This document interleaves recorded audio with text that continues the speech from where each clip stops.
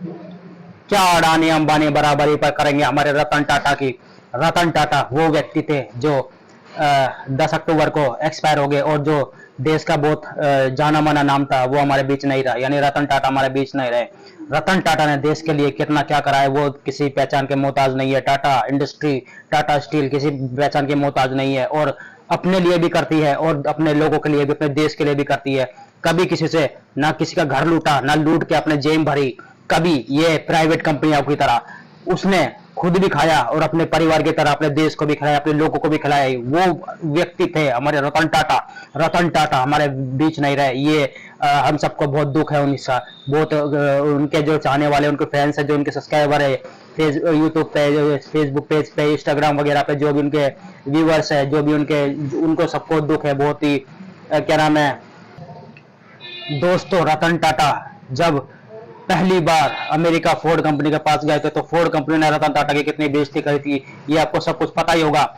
फिर रतन टाटा चुपचाप आ गए थे, कुछ रतन टाटा ने कुछ भी नहीं बोला। रतन टाटा आप चुपचाप आए, अपने काम करा, मेहनत करा, जी जान से रात दिन एक करा, और अपनी टाटा इंडस्ट्री कंपनी को इतना बड़ा लेवल पे लाके खड़ा कर दिया। और एक दिन वो दिन आया जो फोर्ड कंपनी ने खुद आके हिंदुस्तान में टाटा, रतन टाटा के सामने घुटने टेक दिए और बोला कि आप हमें खरीद लो, हम कंपनी बेचना चाहते हैं और आप हमारी कंपनी खरीद के हमारे ऊपर एहसान कर रहे हो। ये बात रतन टाटा ने बोली थी। ये deal Ratan Tata America Ford company के पास लेके गए थे, लेकिन फोर्ड कंपनी खुद हिंदुस्तान आई रतन टाटा के पास, और रतन टाटा के पास आके अपनी कंपनी को बेचा।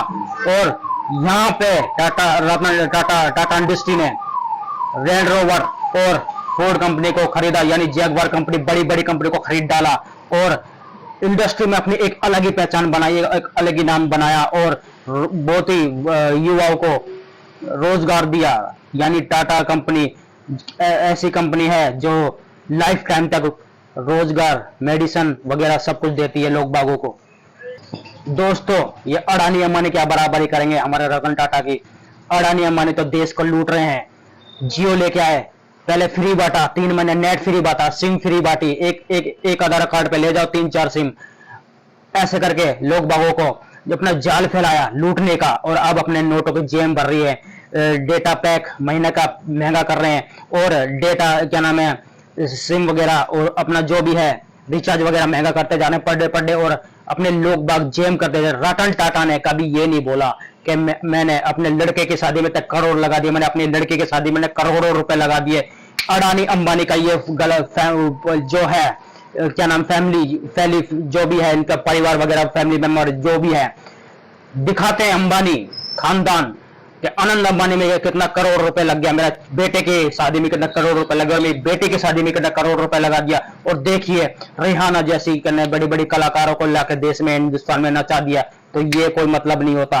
मतलब ये होता है कि देश के लिए तुम क्या कर रहे हो, देश के लिए क्या कर गुजर रहे हो, अपने आप देश के लिए अपने आप को, अपने प्रॉपर्टी, अपने घर बारों को, अपने खानदानों तक का जितना भी प्रॉपर्टी है सबको बेच डालना। यानी रतन टाटा का खुद का घर नहीं है मुंबई में, बड़े बड़े सेलिब्रिटियों का, छोटे छोटे सड़क छाप सेलिब्रिटियों का जो महल मकान है मुंबई में, रतन टाटा का आज तक खुद की जमीन नहीं है और खुद का मकान नहीं है। वो भी फ्लैट है, वो भी फ्लैट किराए का है, महीने पर महीने रेंट पे करते थे रतन टाटा। आज तक रतन टाटा ने खुद की जमीन प्रॉपर्टी नहीं खरीदी, देश के ऊपर दान कर दिया।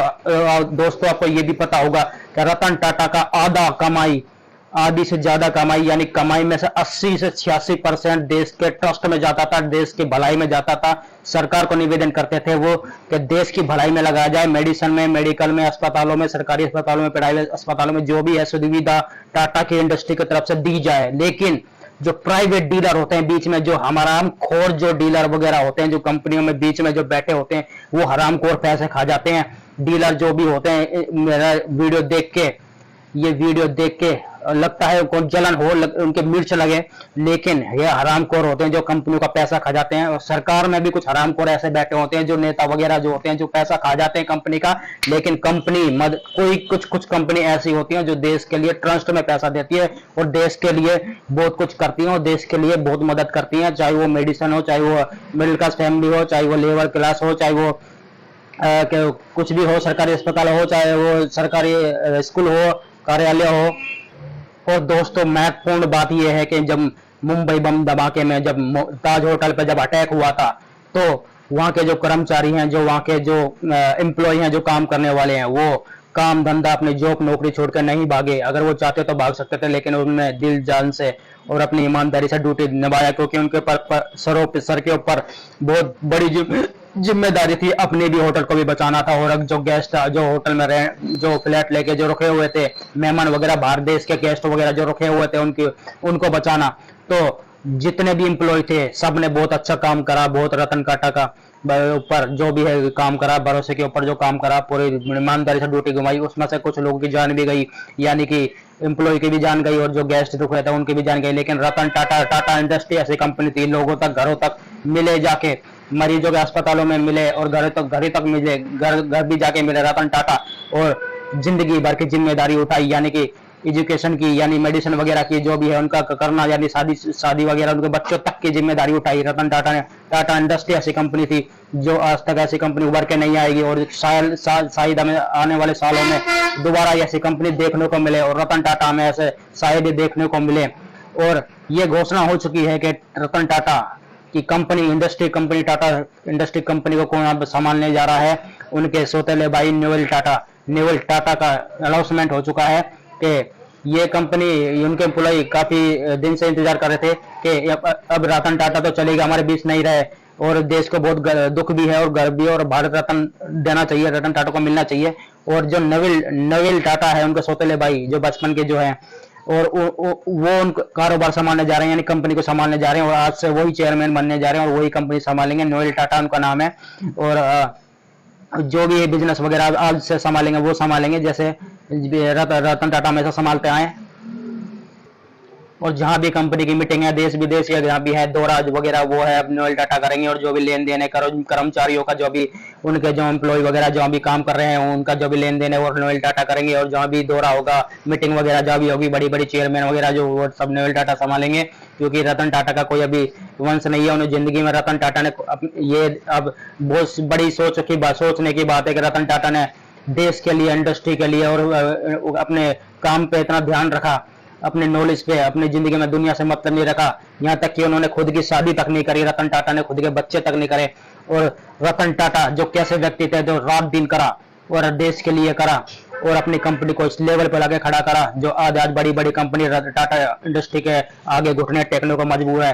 क्यों मजबूर है? क्योंकि टाटा इंडस्ट्री के पास ऐसी ऐसी टेक्नोलॉजी है जो आने वाले 10 साल, 5 साल, 15 साल तक भी किसी कंपनी के पास ऐसी टेक्नोलॉजी नहीं है जो टाटा के पास जो टेक्नोलॉजी है। सबसे पहले electric vehicle Tata industry company ने लाके रोड पे दौड़ा है। उसके बाद धीरे धीरे कंपनी दूसरी सोचने लगी, यानी मारुति इंडस्ट्री कंपनी अभी भी सोच रही है, इलेक्ट्रिक वाहन अभी भी लॉन्च नहीं कर पाई है, रोड पे अभी तक नहीं दौड़ा पाई है। टाटा कंपनी दौड़ा चुकी है और बेहतरीन काम कर रही है इलेक्ट्रॉनिक के ऊपर। और अब ये देखा जाएगा कि नोएल टाटा कंपनी को संभाल पाते हैं नहीं संभाल पाते, हमेशा जैसे रतन टाटा संभालते आए। और टाटा छोटी मोटी कंपनी नहीं है, बहुत बड़ी कंपनी है, ये दुनिया को बताने की जरूरत नहीं है, ना किसी को पहचान के मोहताज है। टाटा कंपनी का क्या टाटा नहीं बनता? टाटा स्टील, टाटा सरिया, टाटा बस, गाड़ी, ट्रक, बड़ी बड़ी मशीनें, टाटा का क्या नहीं बनता? टाटा का नमक आप खाते हो, टाटा जो ब्रांड है, टाटा डीटीएच में भी टाटा, यानी टीवी में भी टाटा, हर जगह टाटा। ऐसी कोई कंपनी, ऐसी कोई जगह नहीं छोड़ी है टाटा ने जहां पे टाटा की कमी पड़ रही हो। टाटा हर जगह घुसी पड़ी है, देश विदेश से लेके दुबई ये तक सारी जगह कारोबार उनका फैला हुआ है। टाटा कोई छोटी मोटी कंपनी नहीं है, और ना वो अपनी पहचान की मोहताज है, ना उसको दुनिया को बताने की जरूरत है। तो दोस्तों, आप रतन टाटा के बारे में क्या सोचते हैं? क्या आप रतन टाटा के जाने के बाद क्या सोचते हैं, और क्या सोचते हैं टाटा इंडस्ट्री कंपनी के बारे में? ये कमेंट में जरूर बताना, और वीडियो ज़्यादा से ज़्यादा लाइक शेयर करना और लोग बागों तक पहुंचाना। और ऐसी नई नई जानकारी के लिए हमारे चैनल सब्सक्राइब करना, और फेसबुक पेज पे देख रहे हैं तो फेसबुक पेज फॉलो करना, डिस्क्रिप्शन के साथ जरूर चेक करना। सारे सोशल मीडिया अकाउंट मिल जाएंगे, इंस्टाग्राम, यूट्यूब, फेसबुक, ट्विटर वगैरह, सारे नॉलेज वगैरह, जानकारी वगैरह सारी मिल जाएगी। और वीडियो ज़्यादा से ज़्यादा लाइक शेयर करें। चलते हैं और मिलते हैं आपको बहुत जल्द ऐसी नई वीडियो लेके, नई जानकारी लेके। फिर सुस्त रहे, मस्त रहे, किसी के बहकावे में ना आए। और जो बेहतरीन देश के लिए करके गया, उसके लिए जय जय नमन और जय जयकारा जरूर बुलाएं और सब नमन जरूर लिखें कमेंट में, और वीडियो लाइक शेयर करें, चैनल सब्सक्राइब करें, फेसबुक पेज फॉलो करें। बहुत जल्द मिलेंगे नई नोटिफिकेशन लेके, तब तक के लिए जय हिंद, जय भारत, जय वंदे भारत।